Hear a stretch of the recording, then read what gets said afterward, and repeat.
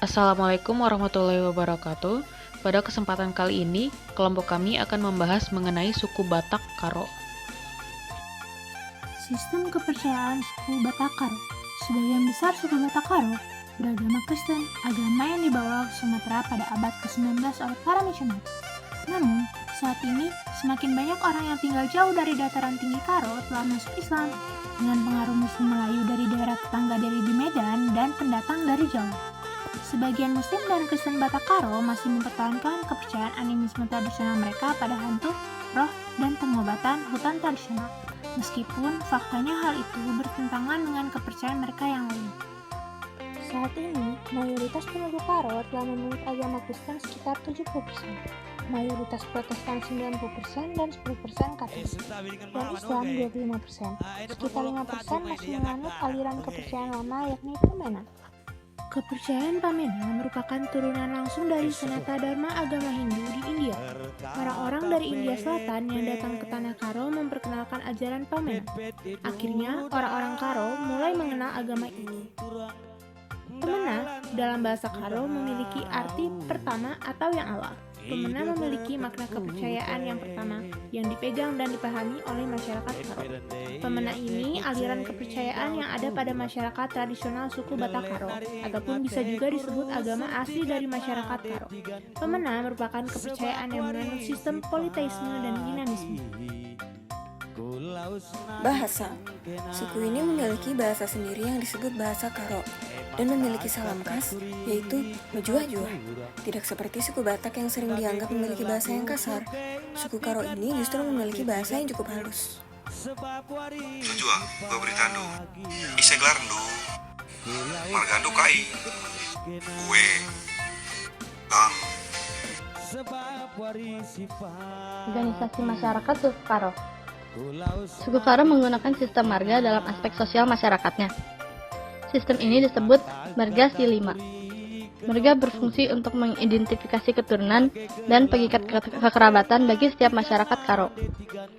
Terdapat 5 marga besar dalam suku Karo, yaitu Perangin-Angin, Ginting, Tarigan, Karo-Karo, dan Sembiring. Setiap marga ini juga memiliki cabang dan submarganya sendiri. Masyarakat Karo tidak diperbolehkan menikah semarga atau seketurunan. Pelanggaran terhadap sistem adat ini dapat menyebabkan individu yang melanggar dikucilkan dan diusir dari masyarakat Karo.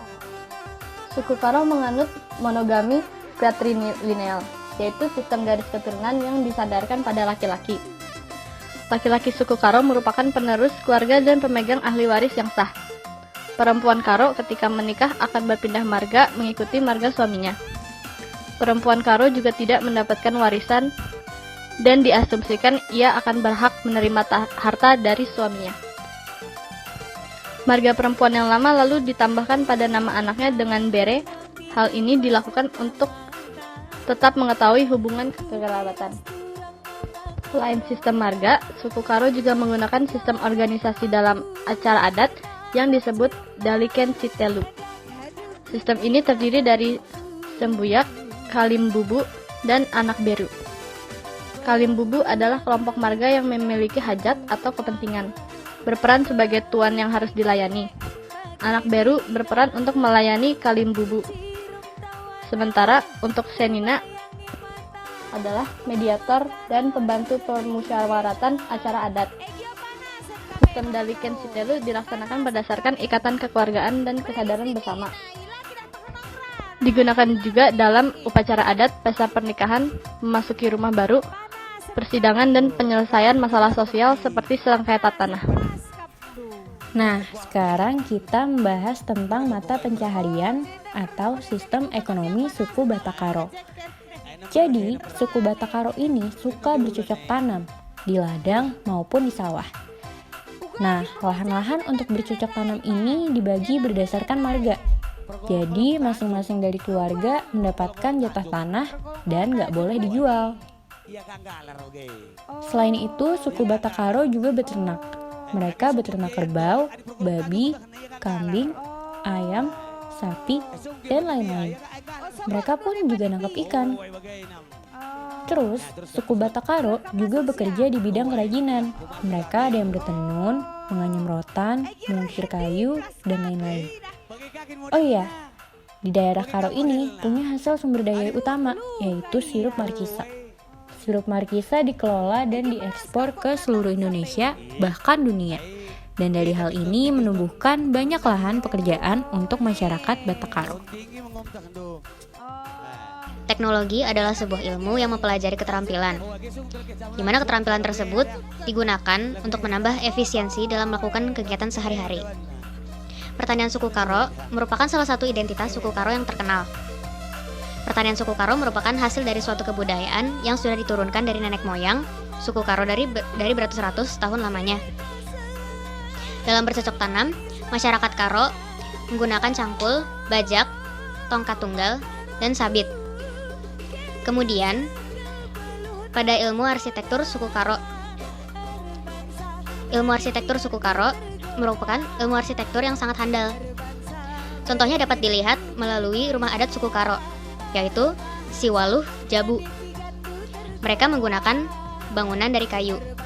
Meskipun hanya menggunakan kayu dan tidak menggunakan paku sama sekali, bangunan ini tetap kokoh, tahan lama, bahkan tahan gempa. Kemudian, untuk senjata sehari-hari suku Batak Karo yang umumnya digunakan untuk berburu, mereka menggunakan sekin, tarah-tarah, pisau surit, huntur atau tombak, dan ragum. Kemudian, dalam mempermudah kehidupan sehari-hari, seperti keperluan dapur, masyarakat suku Karo menggunakan alat yang terbuat dari kayu, bambu, rotan, tanah liat, dan tembaga. Berikut merupakan alat-alatnya. Yang pertama, ada kudin taneh, fungsinya untuk memasak sayuran. Kemudian belangga, yang bentuknya sama seperti kuali. Ada renceng dan gelang-gelang, dan keduanya itu memiliki fungsi yang sama, yaitu menanak nasi. Yang terakhir, ada capah, yaitu piring. Selanjutnya akan dibahas unsur kesenian pada suku Karo. Di suku Karo, ada seni suara yang bisa dikatakan saut-sautan, yaitu air kata gendang. Lalu ada seni tari, atau disebut landek pada suku Karo, yang dapat dibedakan atas tugas jenis, yaitu tarian untuk adat, tarian untuk religi, dan tarian untuk hiburan. Pakaian tradisional Karo yang berkembang yaitu seni tenun atau mbayu. Tenun tersebut umumnya terbuat dari kapas atau kembayat. Ragam atau jenisnya adalah uis arinteneng, uis julu, uis teba, uis gatip, dan lain-lain. Seni ukir awalnya berkembang dengan sederhana dan untuk menangkal roh jahat. Namun, sekarang sudah dianggap sebagai karya seni. Ukiran diterapkan pada bangunan tradisional, benda-benda pecah belah, pakaian adat, dan benda perhiasan. Alat musik seni yang berkembang di suku Karo dibuat dari bahan-bahan yang dapat diperoleh dari alam sekitar, yaitu gendang Karo. Gendang Karo disebut dengan 5 sedalinan, artinya seperangkat gendang yang terdiri dari 5 bagian. Tidak akan pengantin si baru anda.